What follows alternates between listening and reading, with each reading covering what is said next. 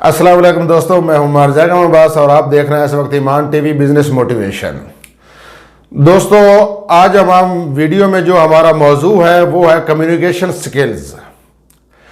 दोस्तों, आप जिंदगी की किसी फील्ड में भी हैं, चाहे आप जॉब करते हैं, चाहे आप बिजनेस करते हैं या कोई भी फील्ड है, आपकी कम्युनिकेशन स्किल्स उनका अच्छा होना, उसका इम्प्रूव होना आपकी कामयाबी के लिए बहुत ज़रूरी है। और हमने भी आज यही कोशिश की है कि आपको कम्युनिकेशन स्किल के बारे में चंद ट्रिक्स दें आपको। और हमने आज ये जो कम्युनिकेशन की ट्रिक्स है, ये ली लॉन्ड्रेस की एक बुक का है, how to talk to anyone. वहाँ से चंद ट्रिक्स आप लोगों के साथ शेयर कर रहे हैं। और दोस्तों, अगर आप हमारे चैनल ईमान टीवी बिजनेस मोटिवेशन पे पहली दफ़ा आया तो प्लीज़ हमारे चैनल को सब्सक्राइब कीजिएगा, बेल आइकन ज़रूर प्रेस कीजिएगा ताकि आपको आने वाली मज़ीद अच्छी वीडियोज़ मिलती रहें। दोस्तों, लील अपनी इस बुक में जो पहली ट्रिक्स बताती है वो ये कहती है कि कैसे आप अपना इमेज दूसरों की नज़र में अच्छा बना सकते हैं। दोस्तों, ये इस टेक्निक को ग्रेप वाइन ग्लोरी टेक्निक्स का नाम देती है। दोस्तों, आपने बहुत दफ़ा सुना होगा, बल्कि ये मारूफ फिक्र है कि पीठ के पीछे बुराई होती है, पीठ के पीछे शिकायतें होती हैं। मुंह के ऊपर जो तारीफ करता है, बहुत ज़्यादा लोग हैं जो मुंह के ऊपर तारीफ करते हैं, और अक्सरियत लोग ऐसे हैं जो मुंह के ऊपर तारीफ करता है, लोग उसको खुशामदी और चापलूस कहते हैं। दोस्तों, लील इस बुक में लिखती है अगर आपने किसी की तारीफ करनी है तो उसकी पीठ के पीछे तारीफ करें। फर्ज किया अगर आपका कोई दोस्त है अली, आपने उसकी तारीफ करनी है तो आप उसके सामने तारीफ ना करें, बल्कि उसका कोई बेस्ट फ्रेंड आमिर XYZ कोई भी है, आप उसके सामने अली की तारीफ करें कि अली बहुत ईमानदार है, बहुत मेहनती है, बहुत अच्छा इंसान है। जो भी तारीफ आपने करनी है वो आमिर के सामने करें, बल्कि अली के सामने ना करें। जब आप आमिर के सामने उसकी तारीफ करेंगे तो आमिर उस वक्त आपका कैरियर बन जाएगा, वो ज़रूर अली के पास आपकी बात पहुंचाएगा, और इससे आपके इमेज जो है अली के ज़हन में भी बढ़ेगा और आमिर के ज़हन में भी कि आपने अली की तारीफ उसके मुंह के ऊपर नहीं की बल्कि उसके पीठ के पीछे की है तारीफ है। दोस्तों, अगर आपने किसी की तारीफ करनी है तो उसके मुंह के ऊपर तारीफ ना करें बल्कि उसकी पीठ के पीछे उसकी तारीफ करें, इससे आपका इमेज बढ़ेगा। दूसरा, वो इस बुक में लिखती है लील के कैसे जब आपका बात करने का मूड भी ना हो, बात करने का दिल भी ना हो, बाज़ औक़ात ऐसी कंडीशन होती है कि इंसान का बात करने का दिल नहीं होता, तो ऐसी कंडीशन में आप कैसे इस कंडीशन को हैंडल करें, तो इस बुक में वो इस टेक्निक को पैरेटिंग टेक्निक का नाम देती है। दोस्तों, पैरेट तोता, जिस तरह हम कोई लफ्ज़ बोलते हैं तो तोता उसका रिपीट करता है, तो हमें वो उसके रिपीट अल्फाज सुन के भी अच्छा लगता है। दोस्तों, इसमें वो एक मिसाल देती है कि एक दफ़ा मैं एयरपोर्ट से वापस आई तो मेरा एक दोस्त था, वो मुझे एयरपोर्ट से रिसीव करने आया। तो अब मैं बहुत थकी हुई थी, अब मेरा दिल नहीं था कि मैं बात करूं, लेकिन अब मेरा दोस्त मुझे रिसीव करने आया, उसका दिल था कि मैं उससे कोई ना कोई बात करूं।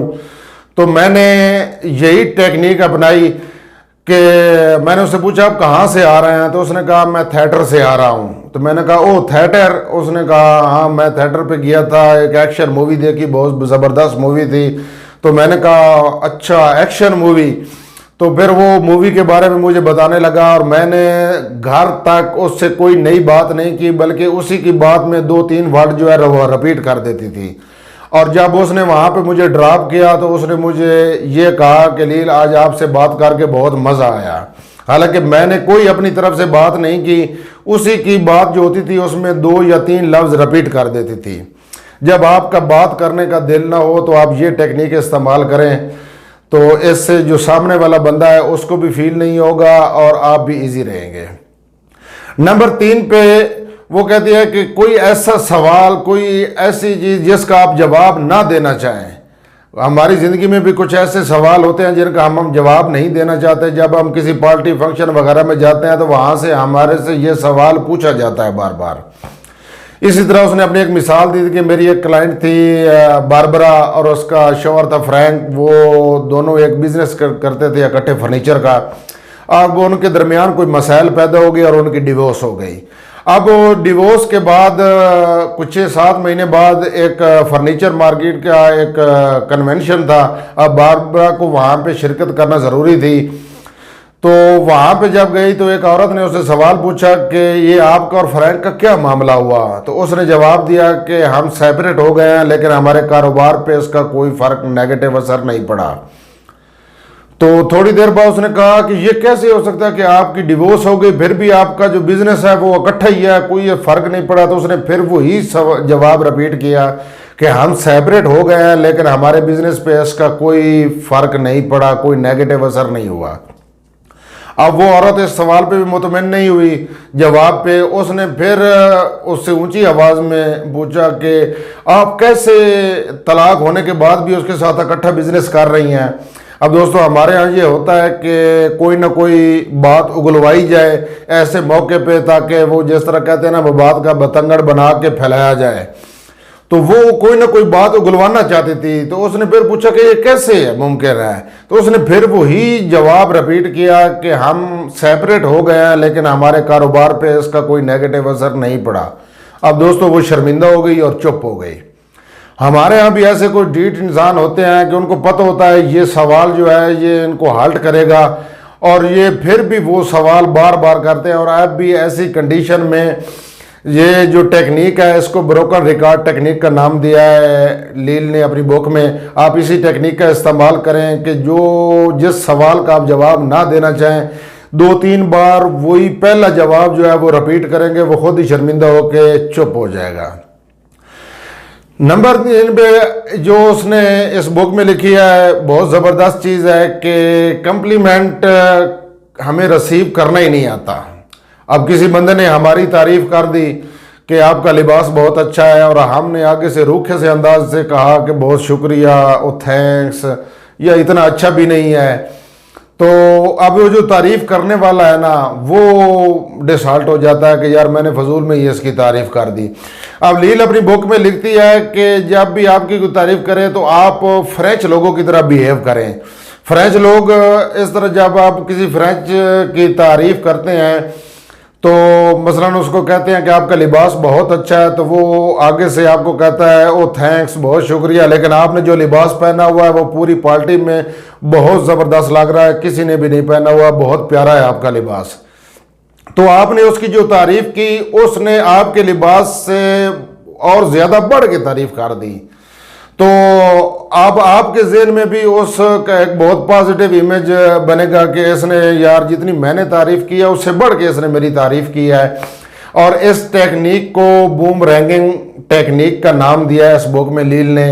बूमरैंगिंग एक लकड़ी का टुकड़ा होता है जिसको फिज़ा में जितनी स्पीड से फेंके उतनी उससे ज़्यादा स्पीड से वापस आता है।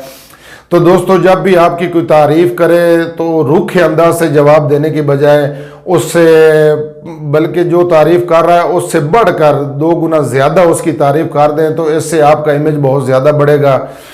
और एक जो कॉमन सी चीज़ें हैं हमारी जो कम्युनिकेशन स्किल में, मतलब आप किसी से बात कर रहे हो तो आप लील लिखती है कि आप उसके नाम से उससे बात करें।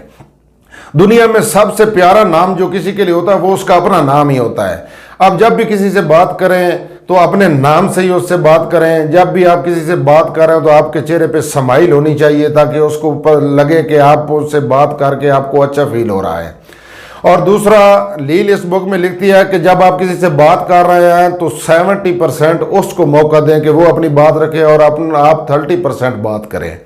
70% उसको चांस दें और अपने बारे में कम से कम बात करें और ज़्यादा से ज़्यादा उसके बारे में बात करें।